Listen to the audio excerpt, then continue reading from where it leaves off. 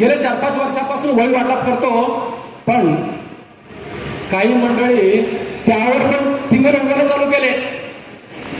वही वाटप केल्याने काय होतं म्हणता, पण मी जे बोलते त्यांना एकच प्रश्न विचारणार आहे. जन्म झाल्यावर जेव्हा आपल्याला शिकताना पहिला वहीपासून सुरुवात होतो जीवनाचा, तर माझं एवढंच तळमळ आहे, आपल्या भागातील गरीब विद्यार्थी आहेत, म्हणजे वही का सुरुवात केलं की लहानपणी मी शिकताना वह्या भेटल्या नाहीत, वह्यामुळं शिक्षणावर परिणाम होऊ नये म्हणून एक वहीपासून सुरुवात केलं. मी एवढं सांगतो की आपण किती सुद्धा टीका करा वहीने, आता जळीत सुद्धा जळीत पण बोलायला चालू केले. जळीत वाटप म्हणजे जळीत जाळ्यावर भांड संसार उपयोगी वाटप केले काय होतं. अरे बाबा, तुम्ही ज्यांनी बोलतात त्या तुमचे बघले आहेत, तुमच्या घराला कधी आग लागत नाहीये. जेव्हा गरीबाचा घर जळतो आणि संसार उघड्यावर येतो त्यावेळी कळेल.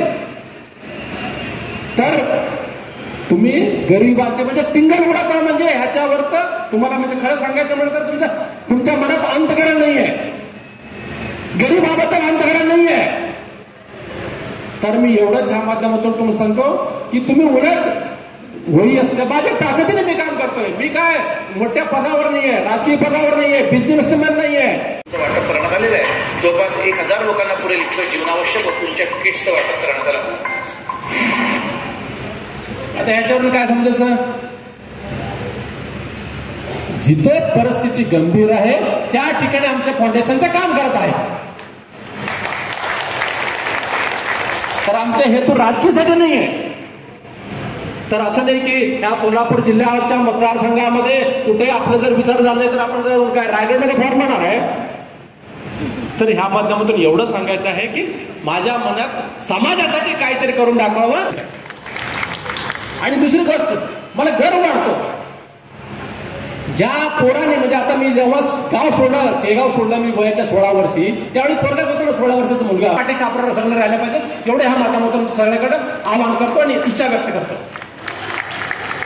आणि कोविडमध्ये सुद्धा आता हनुमान सर सांगितले होते आणि कोण घरात बसून होते. कोविडमध्ये तुम्हाला एक सांगतो मी, काय कमवलं म्हणण्यापेक्षा काय गमवलं हे सांगू शकतो मी तुम्हाला. सगळ्यांना ठाऊक असेलच, कोविडमध्ये मी घरी एकदा सुद्धा बसलो नाही. त्याच्यामुळे कोविड माझ्या कारण कसं आहे, ज्यांनी वीक होते त्यांनाच कोविडचं लागण झाली. मी स्ट्रॉंग होतो, मला कोविडचं काय लागण झालं नाही. पण त्या कोविडच्या काळामध्ये माझे धर्मपत्नी मला सोडून गेले, हा सगळ्यांना आपल्याला माहित आहे. तर मी काय कमवलं समाजासाठी, काय करू तुम्हाला सगळ्यांना माहित आहे. कारण मला एक आहे ना, समाजासाठी काहीतरी करून दाखवायचं हे जिद्द आहे. मी दरवेळी हे सांगून दाखवतो. ते आशीर्वादच खूप मला म्हणजे पुढे नेणार आहे. कारण विद्यार्थी शिकण्याचा एक मला भावना आहे, तळमळ आहे. तर आपण सगळे आपले व्यस्त काम सोडून सुद्धा आपल्या आज मार्गदर्शन कार्यक्रमानिमित्त आलेल्या मनापासून आभार व्यक्त करतो. आणि मला विश्वास आहे ज्या गरीब विद्यार्थी असतील, जेव्हा कुटुंब होईल त्यावेळी मी स्वतः जातो, त्यावेळी कळतं मला की एखाद्यांचं घर जळाल्यावर त्या परिवारावर म्हणजे किती संकट, घरात काही येत नसतो.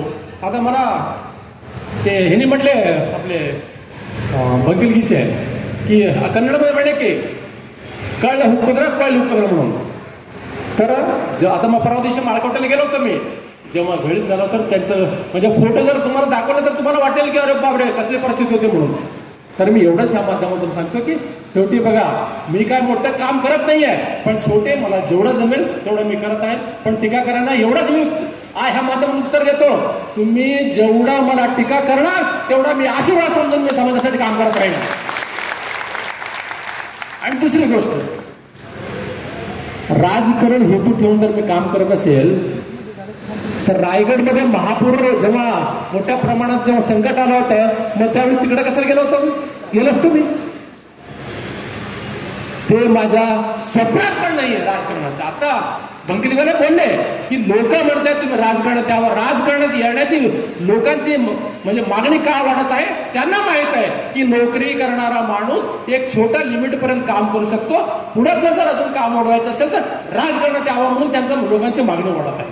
चांगलं भाजीपाला घेतलं तर आपण आयुष्य वाढेल, पण त्याच्यावर कोण लक्ष देत नाही. तर मी सगळ्यांना आवाहन करतो की आपले शेतकरी जगले पाहिजेत. आपण भाजीपाला विकत घेताना 5 रुपये 2 रुपये कमी करायचा प्रयत्न करू नये, तेवढ्या माध्यमातून मी आवाहन करतो.